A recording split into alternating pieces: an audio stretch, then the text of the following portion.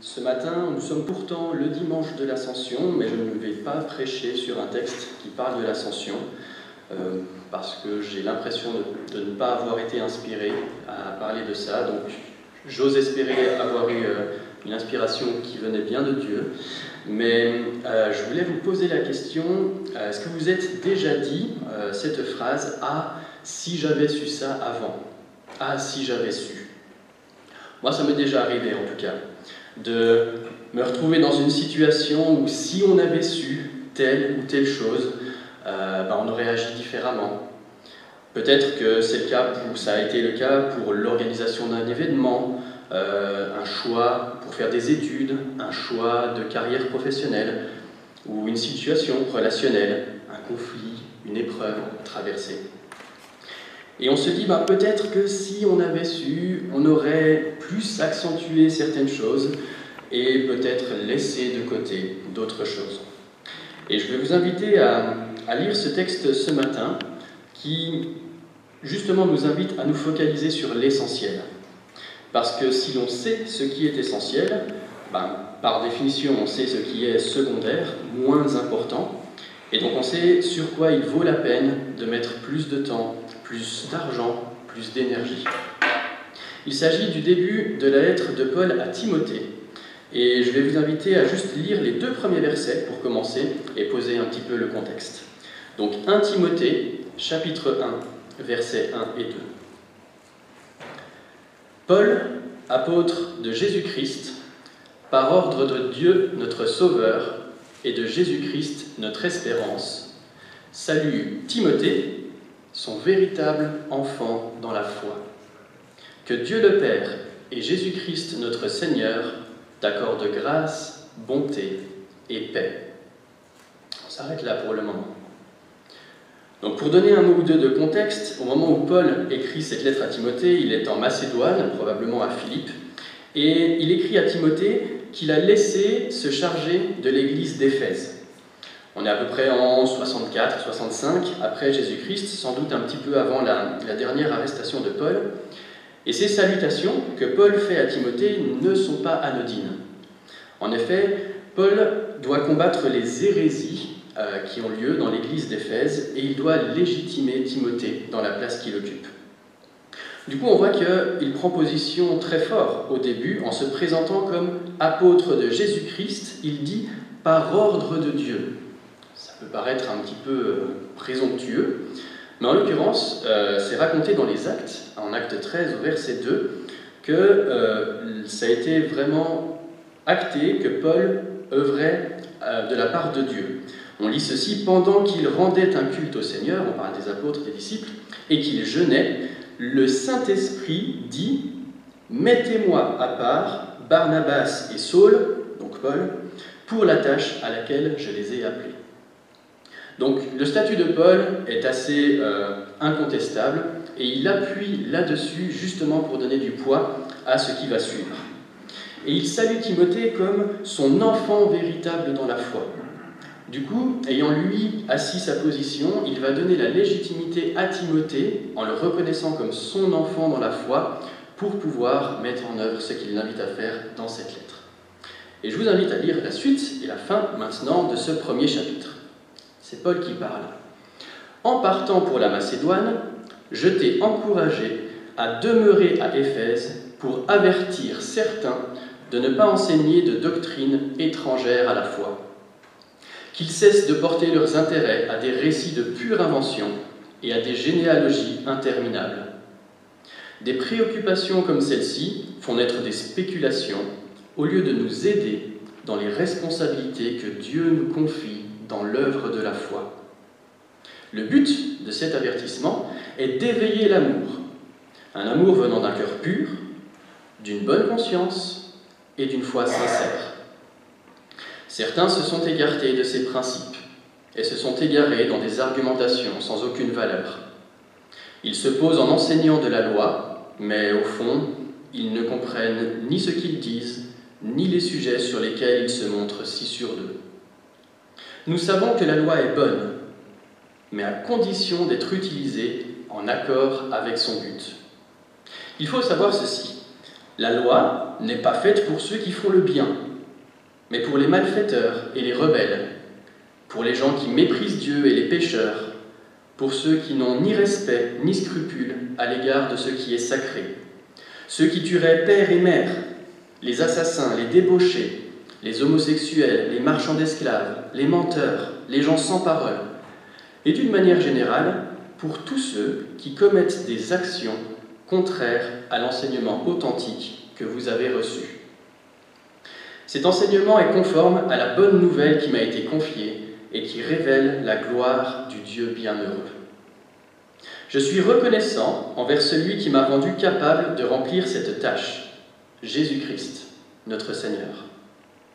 En effet, il m'a accordé sa confiance en me choisissant pour ce service, moi qui, autrefois, l'ai offensé, persécuté, insulté. Mais il a eu pitié de moi, car j'agissais par ignorance, puisque je n'avais pas la foi. Dans la surabondance de sa grâce, notre Seigneur a fait naître en moi la foi et l'amour que l'on trouve dans l'union avec Jésus-Christ. La parole que voici est certaine, elle mérite d'être reçue sans réserve. Jésus-Christ est venu dans ce monde pour sauver des pécheurs. Je suis pour ma part l'exemple type d'entre eux. Mais Dieu a eu pitié de moi pour cette raison. Jésus-Christ a voulu, en moi, l'exemple type des pécheurs, montrer toute l'étendue de sa patience pour que je serve d'exemple à ceux qui croiraient en lui pour accéder à la vie éternelle.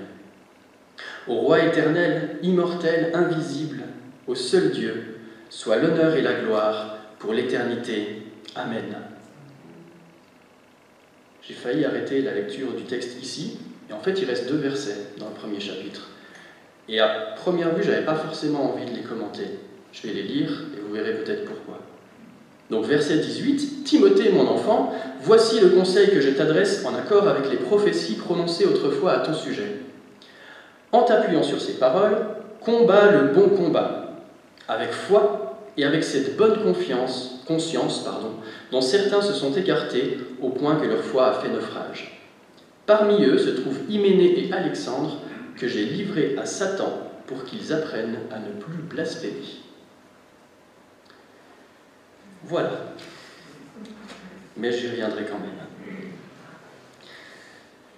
Cette lettre, dans son ensemble, est un encouragement à Timothée de ne pas enseigner de doctrines étrangères à la foi.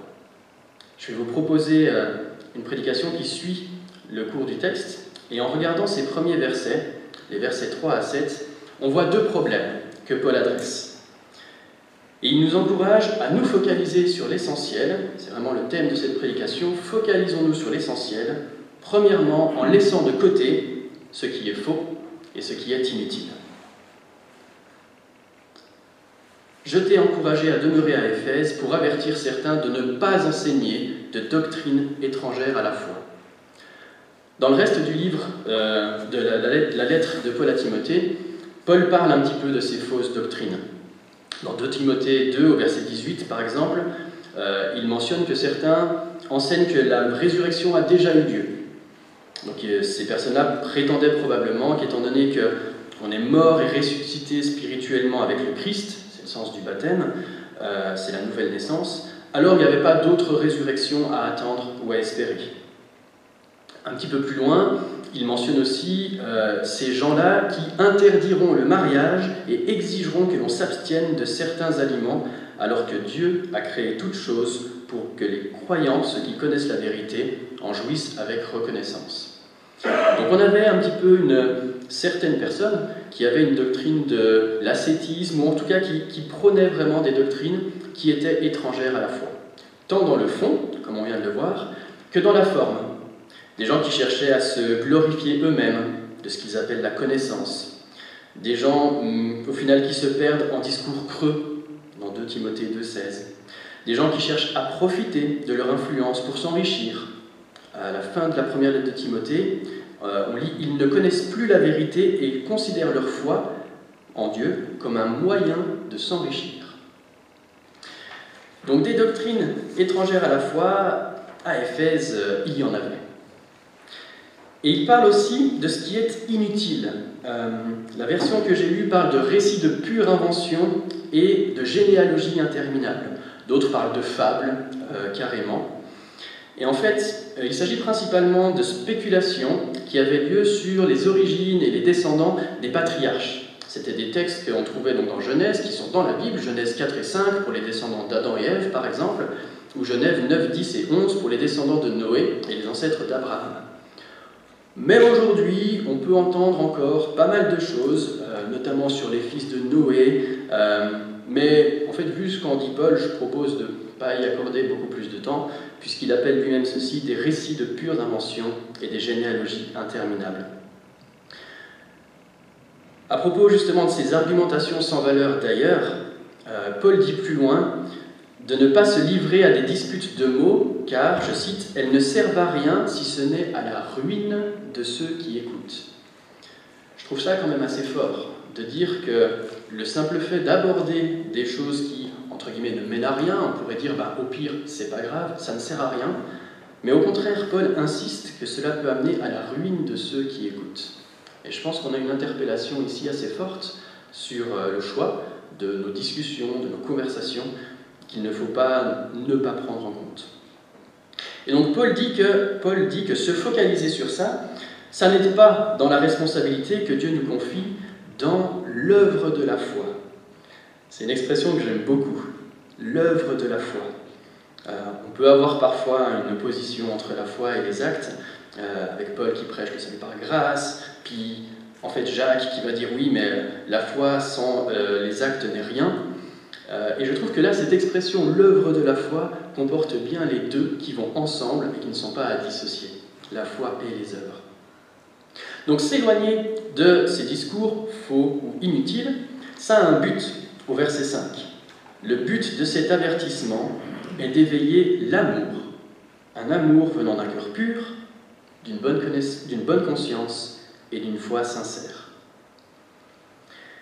Le verset 7 me met bien la pression. Il, parle de ces gens, se posent en enseignant de la loi, mais au fond, ils ne comprennent ni ce qu'ils disent, ni les sujets sur lesquels ils se montrent si sûrs d'eux-mêmes. Je vous avoue que moi, étant ici devant vous ce matin, cela me fait me poser des questions.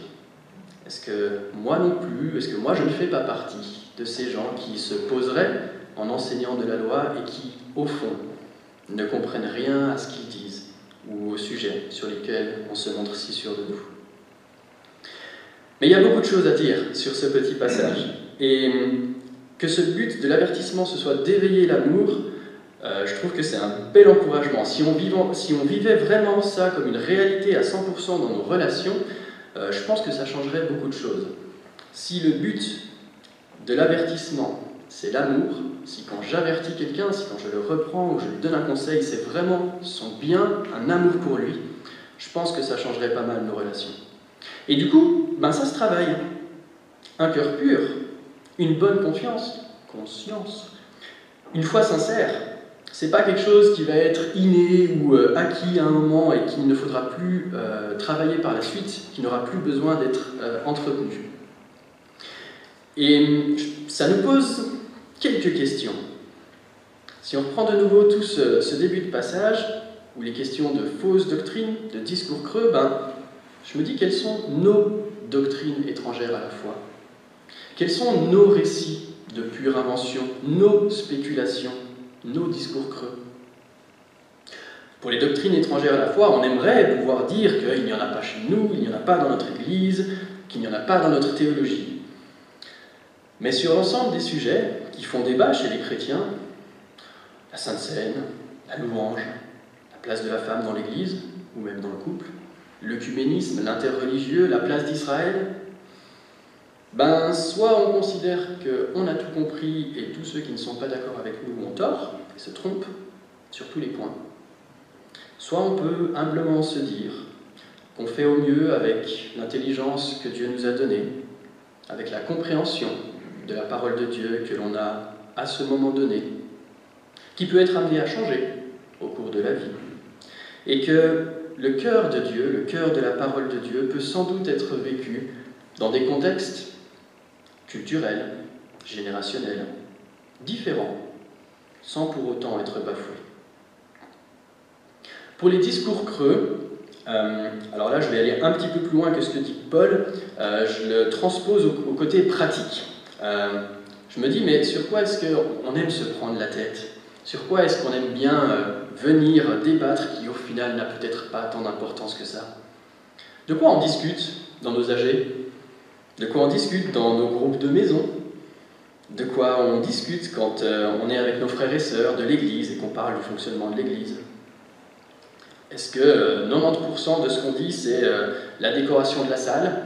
Est-ce qu'il y a bien le pot de fleurs sur la table? Est-ce que les rideaux sont tirés ou pas? Est-ce qu'on voit bien le sacro-saint triptyque derrière moi? Est-ce que le style de la musique me convient? Ou est-ce qu'on est dans un éternel combat sans pitié entre le noble style de ces vieux chants et les nouveaux n'importe quoi, des nouveaux chants? Je me dis, si la première ou la seule remarque que j'ai sur le culte en sortant d'ici, c'est il manquait les fleurs sur la table, ou l'écran du beamer n'était pas relevé, ou la version des chants ne me plaisait pas beaucoup, c'est soit que la prédication, l'animation, le moment de prière, les discussions après le culte n'ont vraiment pas été de qualité pour que je n'arrive pas à en ressortir quelque chose, soit qu'on est peut-être passé à côté de quelque chose de plus important. Ce que nous recherchons dans nos cultes, c'est de pouvoir permettre à chacun de davantage s'approcher de Dieu, d'un cœur humble, sincère, reconnaissant, que ce soit par la louange, par l'accueil, par la prédication, par la prière, la musique, l'intercession, par l'offrande, ou nos discussions fraternelles avant et après le culte. Tout est fait et pensé, en tout cas dans le but de nous aider à vivre toujours plus proche de Dieu. Une autre question qu'on peut se poser, c'est à un niveau très personnel. Comment est-ce que je travaille mon cœur pour qu'il soit pur, ma conscience pour qu'elle soit bonne, et ma foi pour qu'elle soit sincère? On pourrait avoir la tendance de rester à un niveau très collectif, de parler de nous dans l'Église, mais je pense que c'est un avertissement qu'on peut prendre très personnellement. Et si ça se travaille, comment faire? Comment je travaille ma foi pour qu'elle soit sincère? Comment je travaille mon cœur pour qu'il soit pur et ma conscience pour qu'elle soit bonne? Par la prière? Par la lecture de la Bible? Par une recherche du bien de mon prochain? Qu'est-ce que je fais concrètement qui me coûte travailler à quelque chose? Qu'est-ce que je fais concrètement qui me demande des efforts pour éveiller en moi un amour sincère? Et là, je me permets encore une fois de dépasser le cadre du texte de Paul à Timothée. Ce n'est pas les propos de Paul que je vais vous donner, mais pour proposer la même réflexion en dehors de l'Église.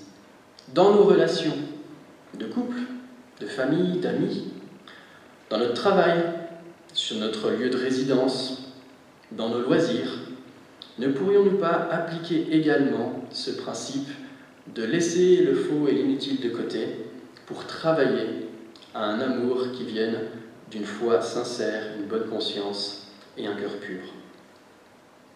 Cherchons peut-être où on peut enlever du faux et de l'inutile, en gardant à l'esprit, et ce sera ma transition, que la loi, elle est faite pour les pécheurs. Et si on regarde la deuxième partie de ce texte, les versets 8 à 11, on voit que Paul nous parle de la loi. Nous savons que la loi est bonne, mais à condition d'être utilisée en accord avec son but. Après, il fait toute cette liste.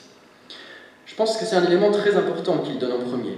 La loi est bonne si elle est utilisée en accord avec son but. Alors la question, c'est quel est le but de la loi? On a plusieurs passages dans la Bible qui nous en parlent. Le but de la loi, c'est de révéler le péché. C'est ce que nous dit Romains 7, verset 7. Ou alors dans Marc 2, Jésus lui-même dit « Ce ne sont pas ceux qui se portent bien qui ont besoin de médecins, mais les malades.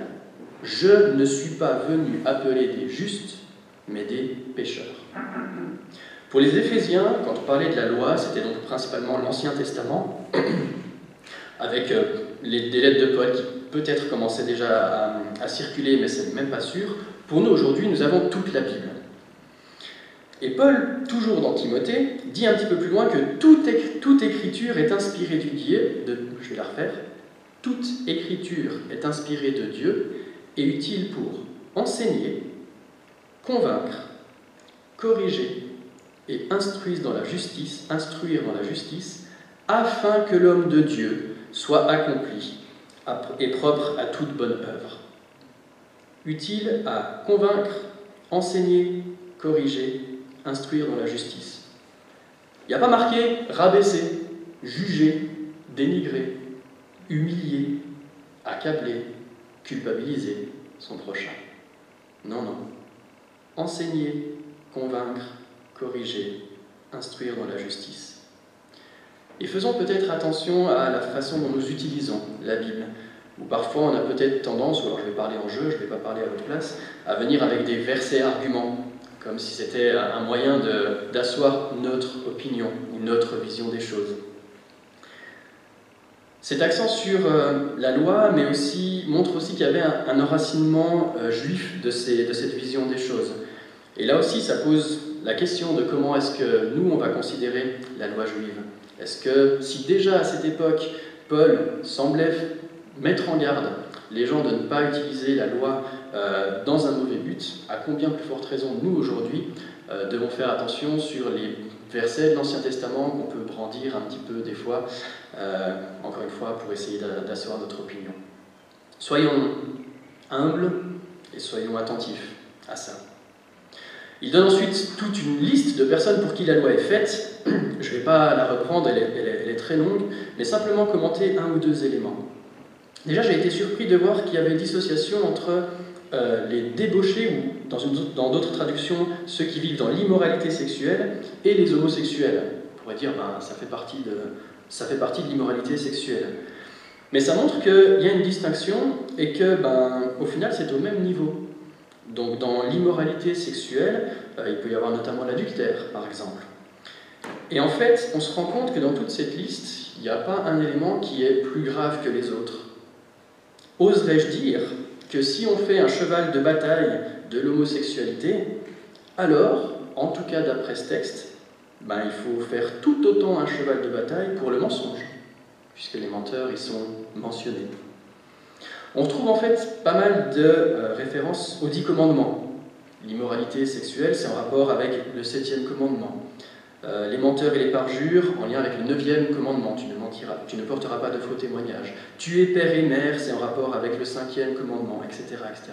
D'où cette mention de la loi. Donc la loi est faite pour ceux, finalement, c'est la fin de la liste, ceux qui commettent des actions contraires à l'enseignement authentique que vous avez reçu. Ça veut dire, des fois que vous n'ayez coché aucune case dans les premières catégories, les pécheurs, ceux qui n'ont ni respect ni scrupule à l'égard de ce qui est sacré, ceux qui tueraient père et mère, ceux qui sont des assassins, jusque-là, peut-être qu'il n'y a pas grand-chose. Mais au final, la loi, elle est pour, d'une manière générale, tous ceux qui commettent des actions contraires à l'enseignement authentique que vous avez reçu. Si jamais vous n'étiez pas dans les premières catégories, a priori, on peut tous être sûrs qu'on est dans celle-ci. Donc au moins, ça englobe tout le monde. Nous sommes tous pécheurs. Donc la loi est bonne. Elle a été faite pour nous tous qui sommes pécheurs. Et si la loi est bonne, quand elle est bien utilisée, et qu'elle est faite pour nous pécheurs, c'est-à-dire tout le monde, elle révèle la gloire du Dieu bienheureux. Et c'est au cœur de l'Évangile, le message qui va suivre, que finalement nous sommes tous pécheurs, et que nous sommes tous appelés à être justement... J'ai mal tourné ma phrase. Nous sommes tous pécheurs, et du coup la loi est bonne et la Bible est bonne pour tous. Le cœur de l'évangile, c'est quoi? C'est ce verset 15. Si vous devez retenir qu'une seule chose ce matin, je souhaiterais que ce soit ça. La parole que voici est certaine, elle mérite d'être reçue sans réserve. 2 points, ouvrez les guillemets. Jésus-Christ est venu dans ce monde pour sauver des pécheurs. Bonne nouvelle, si nous sommes tous des pécheurs, Jésus-Christ est venu dans ce monde pour tous nous sauver. C'est le but. C'est Jean 3,16. Car Dieu a tant aimé le monde qu'il a envoyé son Fils, Jésus-Christ, afin que quiconque, n'importe qui, croit en lui, ne périsse pas et ait la vie éternelle. Et Paul est l'exemple parfait de ce cœur de l'Évangile. C'est quand même dur de faire pire que Paul, qui était un persécuteur de l'Église, qui a assisté, si ce n'est participé, à la lapidation de certains apôtres, Marielle m'a souvent fait la remarque de dire, mais Étienne qui a au minimum assisté à la lapidation d'Étienne, Étienne sera peut-être surpris de voir Paul arriver au paradis quand il le croisera. Ben, c'était dur de faire pire que Paul. Mais en l'occurrence, la grâce a surabondé. Et Paul dit que c'est parce que moi j'ai été l'exemple type, d'autres versions disent le pire de ces pécheurs, que Dieu a pu montrer l'étendue de sa patience. La grâce qui vient avec la foi et l'amour qui viennent de Jésus-Christ. Ça m'a fait penser tout de suite à 1 Corinthiens 13, ce verset que beaucoup connaissent. Maintenant, ces trois choses restent, la foi, l'espérance et l'amour, mais la plus grande des trois, c'est l'amour. Donc qu'on soit tous pécheurs, c'est crucial dans nos relations. Je ne peux, dans ma famille, dans mon église, sur mon lieu de travail, que considérer mon prochain comme un pécheur au même titre que moi-même. Et du coup, moi, pécheur sauvé par grâce, peux avoir de l'amour pour cet autre pécheur que Dieu veut aussi sauver par grâce. Un exemple peut-être tout bête que j'ai eu récemment, c'est je suis enseignant au cycle d'orientation, et vendredi dernier, pas celui-là, celui d'avant, j'ai eu une petite altercation à la pause avec un élève que je reprenais sur quelque chose qu'il n'avait pas le droit de faire.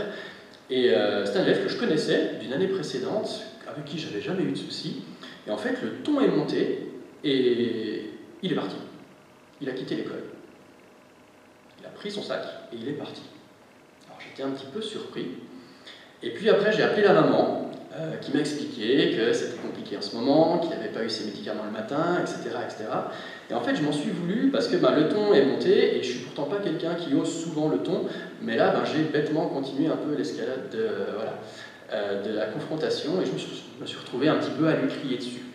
Et j'étais pas très bien. Donc j'ai pu le revoir en fait lui, tout seul, quelques jours plus tard. Et en fait, je me suis dit, tout simplement, comment est-ce que dans cette attitude qu'il avait, qui n'était pas correcte, au lieu de venir en le jugeant, comment est-ce que je peux venir avec amour? Et j'ai eu une discussion avec cet élève qui a été paisible, qui était à l'opposé en fait de la confrontation qu'on avait eue le vendredi. J'avais en face de moi un enfant qui reconnaissait qu'il avait mal fait, qui s'excusait de ce qu'il avait fait. Et je suis tellement venu dans une attitude de ne pas venir en rajouter une couche, ne pas venir le blâmer, le condamner plus que ce qu'il fallait, que je pense qu'il l'a tout simplement ressenti et qu'on a pu avoir une discussion qui était très paisible. Et de nouveau, je me dis, voilà, si je peux voir en l'autre, non pas quelqu'un à blâmer, quelqu'un qui a tort, quelqu'un qui a fait quelque chose de mal, mais comme, tout simplement comme moi, un pécheur qui a besoin de la grâce de Dieu pour être sauvé, peut-être que ça peut un petit peu nous aider dans nos relations. On pourrait se poser la question de la légitimité, mais est-ce que je suis légitime, moi, pécheur, pour proclamer la grâce de Dieu, pour parler de son amour, l'avènement de ce royaume? Et Paul tient sa légitimité de Dieu. Il le dit, je suis reconnaissant envers celui qui m'a rendu capable de remplir cette tâche, Jésus-Christ notre Seigneur. En effet, il m'a accordé sa confiance en me choisissant pour ce service. La question de la légitimité, ça pourrait demander une prédication entière, c'est quelque chose qui nous touche peut-être une bonne partie d'entre nous. Mais en gros, si on devait résumer, nous sommes légitimes, puisque Dieu nous a placés là où nous sommes. Est-ce que je suis, moi, légitime ce matin derrière la chaire pour vous enseigner? C'est presque même pas important. Je suis là, donc je fais au mieux pour propager le cœur de l'Évangile. Paul était-il légitime d'annoncer la bonne nouvelle alors qu'il avait persécuté des chrétiens et qu'il dit avoir été le pire? Oui, il a même servi d'exemple. Donc ce qui est génial, c'est que ça nous donne à tous la légitimité de répandre cette bonne nouvelle. Je ne peux pas dire « oui, mais je n'ai pas fait d'études théologiques »,« oui, mais ma vie n'est pas hyper en ordre en ce moment avec Dieu, donc j'ose pas »,« oui, mais je ne connais pas assez bien ma Bible ». Dans notre statut d'enfant de Dieu, donc de pécheurs rachetés par grâce, nous sommes légitimes et nous sommes appelés à propager l'Évangile et à combattre le bon combat. Et je terminerai avec quelques mentions de la fin du passage. Combattre le bon combat. Focalisons-nous sur l'essentiel en combattant le bon combat. Avec foi et bonne conscience, nous dit le verset 18. Un combat, ça veut dire qu'il y a des luttes, qu'il y a des difficultés. Mais quel est ce beau combat? Et de nouveau, à mon avis, le combat dont parle Paul ici, je vais me permettre de le faire dépasser le cadre de ce texte, d'une lettre d'un apôtre à Timothée et à l'église d'Éphèse, ou même à l'église de Colonie, si on la prenait pour nous. Dans chaque aspect de notre vie, il peut y avoir un bon combat. Avec une de mes classes qui est difficile, le bon combat, c'est déjà se battre pour qu'ils essayent d'être à l'heure, ne pas s'insulter et se respecter les uns les autres. Dans d'autres classes, c'est qu'ils aient fait le travail demandé, où on a de plus grandes attentes, et ça va être des attentes un petit peu plus exigeantes. Mais en fonction de la situation, le bon combat n'est sans doute pas le même. Dans ma famille, le bon combat, je pense que c'est faire grandir mon amour pour ma femme, pour ma fille. Dans mon église, le bon combat, je vous le demande. Quel est le bon combat dans l'église? Posons-nous la question, dans chaque aspect de notre vie, dans chaque aspect de ma vie, quel bon combat suis-je appelé à mener? Et quel bon combat, ou quel combat, ne suis-je pas appelé à mener? Marc Gallet nous en parlait la semaine dernière au week-end d'église. Il y a des choses que, en ce moment, actuellement, Dieu ne vous appelle peut-être pas à faire. Des choses qui sont peut-être bonnes, mais peut-être que ce n'est pas votre appel pour le moment. Quels sont les combats que nous devons mener ici à l'église de Colonie? Quels sont ceux qu'il n'est pas le moment, peut-être, de mener? J'ai dit que j'y reviendrai, donc je le fais, sur cette mention du verset 20 qui me posait beaucoup de questions à première lecture. Donc il parle des gens qui se sont écartés au point que leur foi a fait naufrage. Parmi eux se trouvent Hyménée et Alexandre que j'ai livrés à Satan pour qu'ils apprennent à ne plus blasphémer. Bon, heureusement, les commentaires aident à ce niveau-là. Quand Paul parle de livrer à Satan, c'était une forme d'excommunion de l'Église, c'est-à-dire que ce sont des gens qu'il a renvoyés de l'Église, qui ont été considérés comme en dehors de la communauté, mais avec une bonne application de la loi, c'était pour leur bien. C'est-à-dire que le but de cette démarche n'était pas de mettre les gens à part, mais de leur faire prendre conscience du problème qu'il y avait pour qu'ils se repentent. C'était un double effet positif, en fait. Les mettre à part était vraiment pour leur montrer que la loi révèle leurs péchés, pour qu'ils se repentent, et c'était une façon de protéger l'Église. Alors, je ne rentrerai pas sur la notion de discipline dans l'Église, je ne me sens pas habilité à le faire, mais simplement mentionner ici que quand il parle de livrer à Satan, c'était surtout dire de les mettre à part, les excommunier entre guillemets de l'Église, et que c'était souvent en général pour un temps, c'était vraiment avec le but que cette personne se repente et revienne. Dans les prochains chapitres, Paul va parler de la prière des hommes et des femmes, des dirigeants, mais là, dans ce chapitre 1, voilà ce sur quoi il met l'accent. Focalisons-nous sur l'essentiel, en laissant de côté le faux et l'inutile, en nous souvenant que la loi est pour les pécheurs, donc pour nous tous, et que justement Jésus est venu pour les pécheurs, c'est la bonne nouvelle. Donc combattons le bon combat, les bons combats, avec un cœur pur, une bonne conscience et une foi sincère. C'est peut-être ce qui nous évitera des « ah, si j'avais su », avec des regrets amers d'avoir perdu du temps, de l'énergie, de l'argent sur des choses qui, peut-être, n'étaient pas essentielles. Des Paul et des Timothée, nous en avons certainement parmi nous.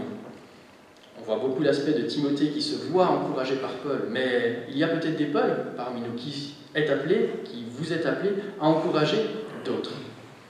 Donc, ce texte, que nous soyons des Paul, alors prenons-le comme un encouragement à encourager. Les Paul parmi nous, je vous invite à nous encourager. Et les Timothées, prenons-le comme un encouragement. Soyons encouragés et cultivons ce genre de relations, les encouragements. Demandons à Dieu de nous montrer et de faire vivre cet essentiel sur lequel nous pouvons nous focaliser. Amen.